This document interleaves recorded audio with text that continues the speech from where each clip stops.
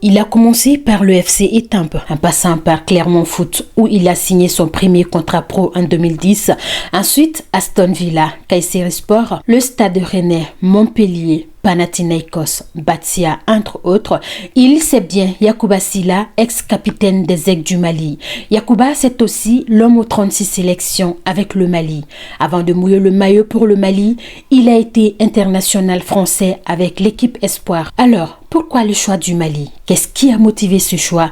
Les détails dans un instant. En pleine reconversion sportive, Yacouba vient de passer son brevet d'entraîneur UFAA. L'aigle malien est désormais prêt à accompagner les footballs de son pays comme il l'a fait en tant que joueur.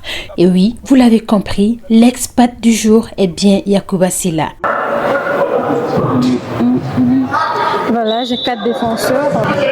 Amis sportifs, bonjour. Aujourd'hui, je ne sais pas coach Kumba, mais plutôt je suis avec le tout nouveau coach Yacouba Sylla. Yacouba, bonjour. Bonjour Kumba, ça va? Oui, ça va et toi? Bien, merci. Alors, félicitations d'abord pour ton brevet d'entraîneur. Merci, merci. Et comment ça se passe? Comment tu te sens? C'est une nouvelle étape de ma vie de sportif. Donc, je suis en plein dedans. Je suis dans l'apprentissage actuellement de ce nouveau rôle. Donc, et comment ça te fait quoi déjà? Parce que déjà, tu passes de l'autre côté. Oui, pour moi, c'était une suite logique de passer de l'autre côté de la barrière pour pouvoir retransmettre aussi mon expérience et mon vécu. Donc à la nouvelle génération qui arrive et étant passionné de football, c'est le terrain qui m'anime. Donc voilà. Alors Yacouba Sylla, désormais coach bien sûr, on va revenir là-dessus, mais d'ici là, il n'y a pas longtemps que tu as raccroché les crampons. Alors on va un tout petit peu revenir sur ton parcours de footballeur FC Étampes à nos jours. Okay.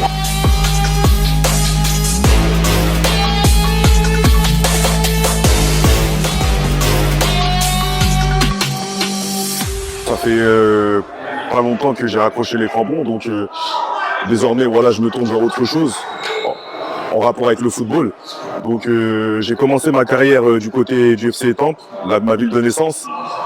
Après je suis parti du côté de la formation, du côté du Stade Malherbe de Caen, en passant également par la Ligue 1, la Ligue 2, la Turquie et l'Angleterre, la Grèce, la Belgique, la Roumanie, le Maroc et en revenant en France également. Donc voilà, pour moi, là, j'estime que ma boucle est fermée. J'ai eu la chance, alhamdoulilah, de pouvoir énormément voyager et découvrir différentes cultures. En 2011, tu obtiens ta première sélection avec l'équipe Espoir de France. Comment c'est arrivé? J'étais au Clermont Foot. Donc j'étais en Ligue 2 avec l'équipe première. Donc suite aux performances que j'ai pu accomplir à ce moment-là, une observation a été faite de la part du staff de l'équipe de France Espoir où on devait regrouper les meilleurs espoirs de notre génération à ce moment-là. Donc j'ai reçu ma convocation pour participer au match contre l'Espagne. Bon, j'y ai répondu et effectivement, la rencontre s'est soldée par le score de 3-2. C'était un très beau match d'ailleurs.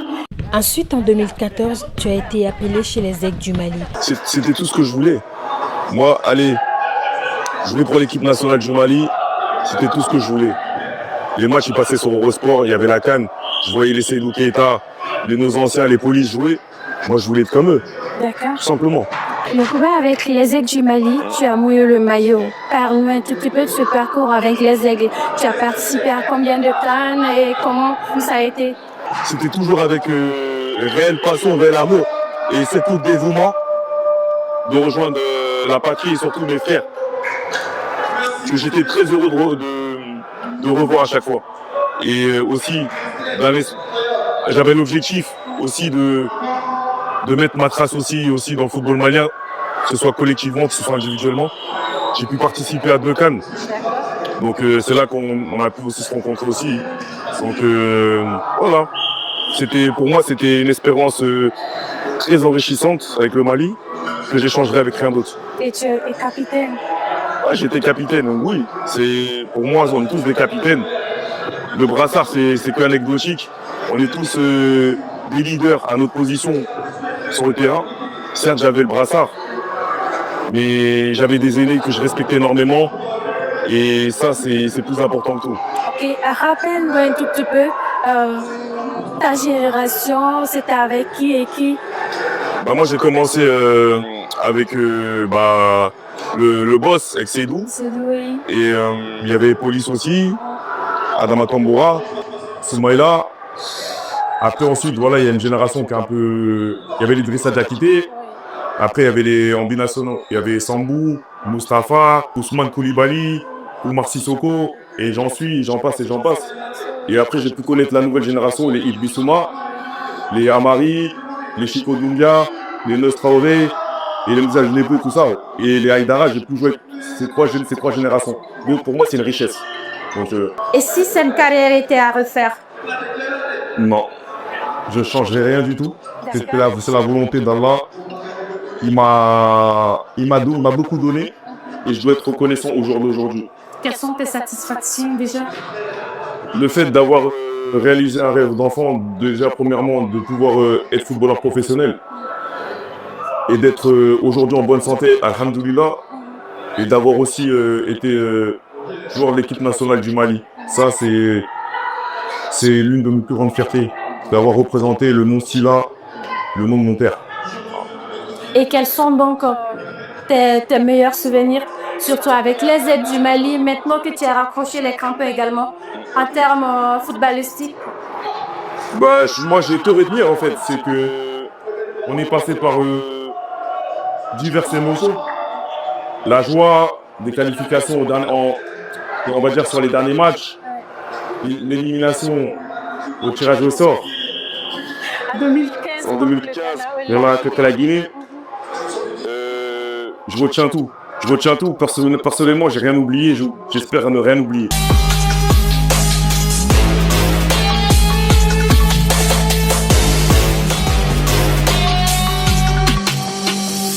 Vous l'avez compris déjà, nous sommes de République Immersion. On va s'adapter comme d'habitude. Je vous demande de donner l'ordre de vous-même, d'être tolérants les uns envers les autres. Il n'y a que ça qui paye, le respect. Donc là, on va partir sur un thème. La récupération haute, c'est-à-dire le ballon va partir à chaque fois des gardiens. Et sur ce, il faudra emmener l'équipe à jouer sur le côté et empêcher la passe intérieure. Si le joueur arrive à être touché sur le côté, dans la zone que j'ai délimitée, il n'est pas attaquable. Il a le droit d'aller punir l'adversaire. Si, sur une passe, on arrive à casser la ligne médiane, c'est 1 point. Sur un but, c'est 2 points. C'est 2 points. C'est compris? L'objectif, c'est de récupérer le ballon assez haut. Donc, orienter le ballon sur le côté pour faire des blocs et ensuite accompagner tous ensemble. Je ne veux pas avoir des défenseurs traînés derrière, je veux qu'on accompagne tous ensemble. C'est compris? C'est libre.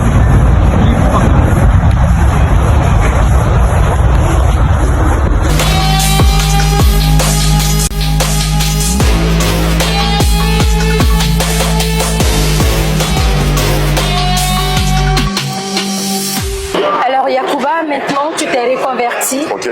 On va dire que tu es à 90% sur le marché avec l'équipe nationale du Mali ou sinon avec l'instance du football malien.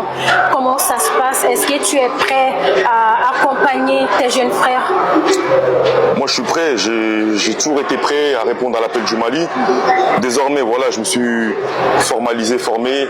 La première étape a été faite avec l'obtention de l'UEFAA, qui a un diplôme international reconnu. Donc, l'objectif, c'est de continuer à se former pour pouvoir apporter le meilleur en tant que coach aux futures générations. Donc, je me tiens à la disposition de ma patrie, comme quand j'étais joueur. Aujourd'hui, à travers le monde, on voit de plus en plus les anciens sportifs, ou sinon précisément les anciens footballeurs accompagner les jeunes. Alors déjà, comment tu vois cette initiative? Mais pour moi, c'est une suite logique parce que les jeunes d'aujourd'hui ont besoin d'identification. C'est-à-dire qu'ils s'identifient à des choses qu'ils voient. Donc, le fait que dans un sportif vienne à côté de ces jeunes-là pour leur prodiguer des conseils, les accompagner, les encadrer, c'est une bonne chose car aujourd'hui, la personne qui a eu un cursus purement scolaire et qui sans avoir joué au foot aura un peu plus de mal à se faire, on va dire, d'avoir la légitimité qu'un sportif qui a joué avant et qui passe de l'autre côté de la barrière. Cela ne veut pas dire que l'autre va être moins bon que l'autre, simplement. Alors, même si tu joues plus avec l'équipe nationale du Mali, on a le jeune frère qui joue, il s'agit bien sûr de Moussa Sylla. Ça te fait quoi de voir le jeune frère jouer pour le Mali? Ah, c'est une fierté, c'est une suite logique, hein. Dans tous les cas, c'est que c'est le nom Sylla qui prime. Donc, aujourd'hui, il est international A. Voilà, c'est à lui d'apporter sa force pour la patrie. Et comme on dit, on suit ça de très près et en espérant qu'il marque beaucoup de buts et qu'il apporte pour notre sélection et pour notre pays. Et si tu as un conseil à lui donner en tant que grand frère? En fait, ça va être un conseil que je vais donner à tout le monde. C'est-à-dire que quand on vient en sélection, en fait, c'est pas une obligation. C'est le vouloir. On t'oblige pas à venir en sélection. C'est le vouloir. C'est se dire que la mission qu'on a, elle dépasse même le football, le cadre du football. Parce que il y a des milliers de personnes, des millions de personnes qui viennent à chaque fois au stade du 26 mars pour supporter les aigles. Sans compter les personnes qui sont derrière leur télé. La sélection malienne, c'est un état d'esprit. Voilà, ça sert à rien d'essayer de se comparer aux autres sélections. C'est propre à nous-mêmes. Donc, faut venir se battre, tout simplement. Le Mali, c'est comme ça. C'est la bagarre tous les jours. Et si t'es prêt à le faire, viens. Si t'es pas prêt à le faire, ne viens pas.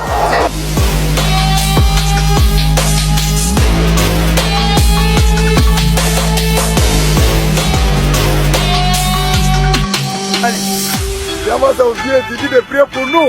Il n'y a pas de souci. Yacouba, on va gagner. Les égoïstes vont mourir. Le Mali est devant, Inch'Allah, ça va bien. L'équipe nationale, c'est aussi le 12e homme. Il s'agit bien sûr des supporters fan zone. On a eu beaucoup de questions, mais nous avons trié. Yacouba, je te laisse la tablette pour que tu puisses parler au public sportif malien. Bonjour Yacouba, tu viens de passer tes diplômes d'entraîneur. En tant qu'ancien capitaine des Aigles du Mali, c'est quoi ton objectif demain avec le Mali? Merci. L'ancien. Donc, moi, je viens d'obtenir mon brevet d'entraîneur, mon UFAA. Donc, je me fixe pas de limite. Pour la patrie, c'est que je me tiens à disposition, comme je l'ai dit, de la sélection, de la patrie, à tous les niveaux, dans tous les cas. Enchaîne avec la seconde question. Bonjour Yacouba, je m'appelle Ismaël Traoré. Pourquoi le Mali n'arrive pas à gagner la CAN? Ouais, bonjour Ismaël. Pourquoi le Mali n'arrive toujours pas à gagner de CAN? Si j'avais le bonbon magique, oui, j'aurais donné. Non, mais plus sérieusement. Ok. C'est comme ça, c'est le foot. C'est chacun son heure.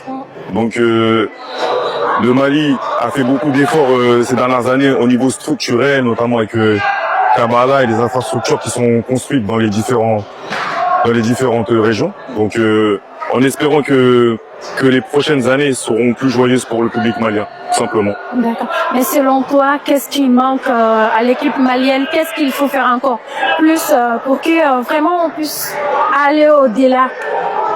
Moi, je veux te dire la vérité. D'accord. C'est que tu regardes toutes les sélections nationales au jour d'aujourd'hui, que ce soit du Sénégal à finir par le Cameroun, les joueurs ont besoin d'identification. D'accord. C'est-à-dire que ils ont besoin que les anciens footballeurs maliens puissent être à côté d'eux. Très important. Ils ont besoin d'identification. Donc aujourd'hui, moi je pense que c'est un axe d'amélioration que le Mali devrait avoir pour pouvoir aussi s'inspirer aussi de ce qui se fait de meilleur. Et aujourd'hui, je pense qu'il y a beaucoup d'ex-internationaux qui seraient prêts à accompagner le Mali dans son aventure et dans la conquête de victoire et de, Inch'Allah, première CAN. Moi, pour moi, c'est l'un des axes importants, c'est l'identification de l'ex-joueur qui qui savent le ressenti, qui ont vécu ces actions-là. Salut Yak, j'espère que tu vas bien. Tout d'abord, je tiens à te remercier pour ton parcours de FC Étampes à Révirton. Ma question est la suivante. Yak, étant franco-malien, quel conseil donneras-tu aux joueurs franco-maliens afin de faciliter leur choix pour le Mali? Sissoko Makan, merci. Bonjour Makan, j'espère que tu vas bien. Donc, pour répondre à ta question, quel conseil je donnerais aux binationaux maliens? Moi, ça va être une réponse générale. En fait, il y a que de binationaux. Il n'y a pas de 100% maliens. Quand tu vas en sélection, chacun, on porte tous la même tunique, on est tous maliens. Donc, dans un premier temps, si dans la tête des uns et des autres, on est tous dans ce truc-là, bah déjà, on mène pas le même combat. On est tous maliens. Donc, j'ai répondu tout à l'heure au conseil que je pouvais donner aux joueurs, aux futurs internationaux, c'était le Mali, être malien, c'est un état d'esprit. Soit tu veux venir, soit tu ne veux pas venir. Tu n'es pas obligé de venir. Tu dois avoir des rêves. Tu dois avoir un objectif qui doit servir à ta patrie, à ton pays, tout simplement. Et là, tu vas créer quelque chose et tu n'accepteras pas la défaite. Et les victoires seront de plus en plus, on va dire, savoureuses. Donc, pour moi, c'est un état d'esprit. Soit tu l'as là, soit tu l'as pas. Ça s'arrête là. Et s'il y a, par exemple, ce jeune joueur qui est là, il veut jouer avec le Mali, mais il sait pas comment faire. Il hésite, en fait. Il sait pas qu'est-ce qu'il faut faire. Et si tu as un conseil à lui donner, qu'est-ce qu'il doit faire? Qui doit-il approcher et comment? En fait, il y a deux cas de figure. Moi, aujourd'hui, je vais vous dire la vérité. Comme on dit en quelque sorte, binationaux. J'étais en première ligue à Aston Villa quand j'ai choisi le Mali. J'étais international français sport quand j'ai choisi le Mali. En fait, soit tu le veux, soit tu le veux pas. Personne ne t'oblige. Si tu t'estimes que c'est une charge en plus, reste dans ton club. Si tu estimes que tu as une motivation, que ce soit familiale ou même sportive, vas-y. Mais si t'as rien à faire, n'y va pas, parce que dans tous les cas, ça va pas durer. Donc, c'est pas comme on dit l'équipe de France ou d'Espagne où voilà, on te sélectionne et dans 2-3 semaines, on sélectionne quelqu'un d'autre. Non. Une fois que tu atterris sur la Mania A, t'es dans l'histoire. Et on aura toujours besoin de toi. Donc, viens apporter quelque chose qui va contribuer à la réussite du pays. Sinon, il n'y a rien. Il y a beaucoup aussi qui hésitent par rapport aux conditions. On dit, bah là, quand tu vas là-bas, il y a ceci, il y a cela. Quand tu restes ici, il y a ceci, il y a cela. Tu vois un peu. C'est propre à chacun. Pour moi, c'est propre à chacun. T'as des personnes qui seraient prêts à accepter des choses. Il y a d'autres non. Mais aujourd'hui, le Mali ferait beaucoup d'efforts. Donc, c'est loin des standards que nous, on a connus. Et que les anciens aussi ont tenu. Aujourd'hui, ils sont relativement dans de bonnes conditions. Donc, pour moi, c'est simple. Faut arriver à juger la personne qui vient en sélection. Soit pour passer le temps, ou soit pour le cœur, simplement. Alors, Yacouba, ce sport que tu as aimé pratiquer, tu as toujours dedans. Aujourd'hui, tu as raccroché les crampons. C'est quoi le message? Qu'est-ce que tu as à l'endroit du public sportif malien? Que le football ne reflète pas la vraie vie, premièrement. Et que le plus important, c'est de sortir de rester avec ses principes et ses valeurs, peu importe. Parce que le football ne doit pas nous changer, c'est des choses qui doivent être un apport dans notre vie, nous faire comprendre certaines choses de la vie en général. De nous faire comprendre qu'on est des privilégiés. Alhamdoulilah. Et que, tout simplement, qu'on est des personnes qui sont là pour procurer du plaisir et des émotions aux gens. Mon gars, comment je peux faire? L'homme fort. Aussi là? Ouais, c'est moi.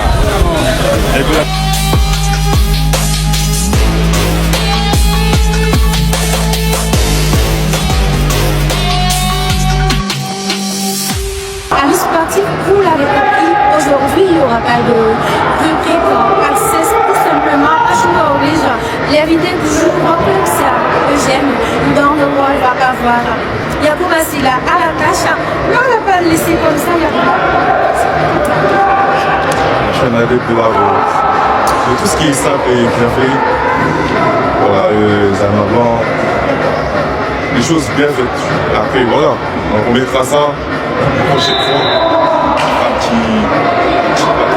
Tout va dépendre de la chaleur extérieure. Après, il faut s'adapter. De base, tu vas faire ça de fruits. Je fais ça efficace. Si tu fais de la tête, pas du mauvais.